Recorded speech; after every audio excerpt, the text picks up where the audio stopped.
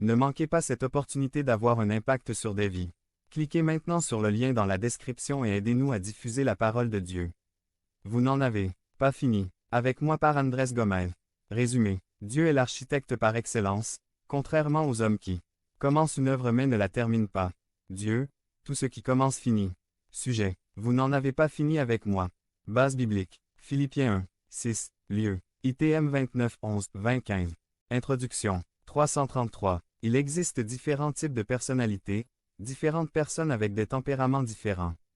Point. Cette variété de personnalités et de tempéraments crée le caractère des gens. Il y a beaucoup de gens qui sont très gentils et d'autres qui ne le sont pas. C'est cette même gamme de personnalités qui produit des personnes ayant des comportements différents.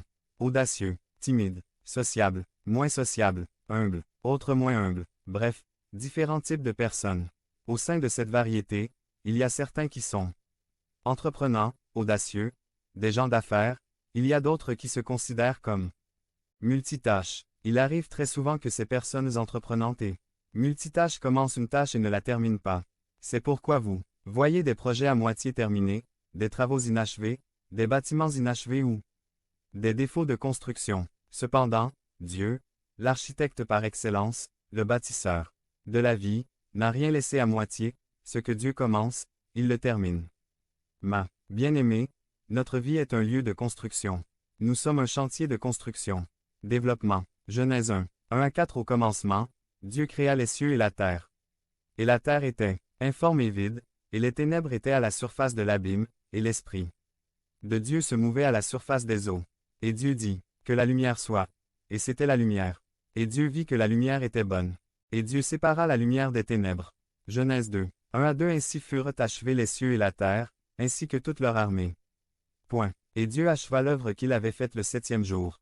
Et il se reposa le 7e jour de tout le travail qu'il faisait. Le livre de la Genèse nous raconte comment Dieu a commencé la formation du monde et comment il a persisté jusqu'à ce qu'il soit terminé. Et après avoir fini de se reposer, Dieu était attentif aux moindres détails de sa création. Dieu n'a pas créé un oiseau avec une seule aile.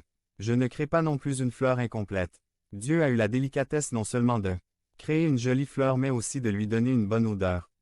La Bible rapporte que ce que Dieu a créé était très bon. Notre vie est un chantier de construction, une vie en construction. Le même soin que nous apportons à la construction est le même soin que nous devons prendre dans nos vies. 334. Le ruban de construction sert à nous dire qu'il ne faut pas dépasser un certain point. De la même manière qu'une structure doit avoir une bonne formation et fondation, de même, nos vies doivent être fondées sur le Christ Jésus. Colossiens 2, 6 à 7. C'est pourquoi, comme vous avez reçu le Seigneur Jésus-Christ, marchez en lui, enracinés et édifiés en lui, et affermis dans la foi, tout comme on vous l'a enseigné, abondant en actions de grâce. Pour le moment, la structure ne semble peut-être pas bonne. Et peut-être qu'en marchant, vous n'avez pas reçu un entraînement solide, mais cela ne veut pas dire que vous aurez mauvaise mine. Il y a quelque chose d'important dans la construction dont nous devons tenir compte lorsque nous construisons notre vie en Christ. Nous ne pouvons pas construire correctement seuls. Ensemble avec Jésus, nous pouvons mieux construire nos vies. Son corps long et agile, il possède un cœur disproportionnellement petit, ce qui ne lui permet pas de maintenir cette vitesse longtemps, à moins que le léopard n'attrape sa victime. Dès le premier sursaut d'énergie, il est contraint d'abandonner la chasse. Parfois, nous, chrétiens, ressemblons à ce léopard chasseur. Au début, nous répondons à l'appel de Dieu, avec une énergie explosive, mais nous ne pouvons pas la maintenir longtemps. Et bientôt nous échouons et disparaissons. Nous promettons de travailler plus dur, et de courir plus vite, alors que ce dont nous avons besoin n'est pas plus de vitesse mais de persévérance. Nous avons besoin d'un cœur plus grand. Beaucoup de mouvements, de bruit, et d'émotions ne servent à rien si nous ne donnons pas notre cœur au Seigneur. Ma bien-aimée, aujourd'hui est un jour pour réfléchir sur nos vies et sur la façon dont nous construisons notre vie chrétienne. La persévérance est essentielle au sein de notre construction. La Bible dit, « Celui qui persévérera jusqu'au bout sera sauvé. » Ma bien-aimée, je t'invite à continuer de mener le bon combat de la foi. Qu'il ne se lasse pas, qu'au moment où vous vous sentez seul, triste, sans la force de continuer, sachez que vous pouvez compter sur un ami de l'Église. Qu'il puisse parler à ses pasteurs, que Dieu soit toujours prêt à écouter le cri de ses enfants. Mon bien-aimé, affirme l'apôtre Paul. Soyez convaincus que celui qui a commencé une bonne œuvre l'achèvera en vous. Devenez membre de la chaîne et soyez un instrument de la parole de Dieu. Ne manquez pas cette opportunité d'avoir un impact sur des vies. Cliquez maintenant sur le lien dans la description et aidez-nous à diffuser la parole de Dieu. Faites attention, où vous mettez les pieds par Andrés Gomez.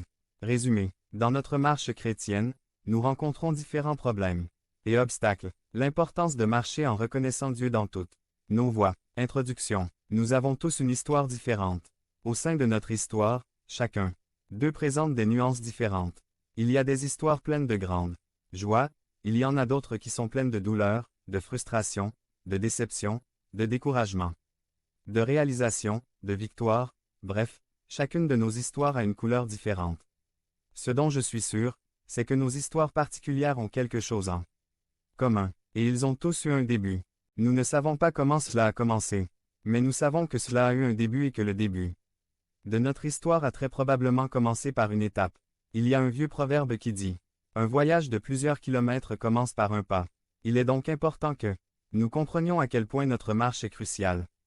La première chose que Dieu fait est de redresser nos pas.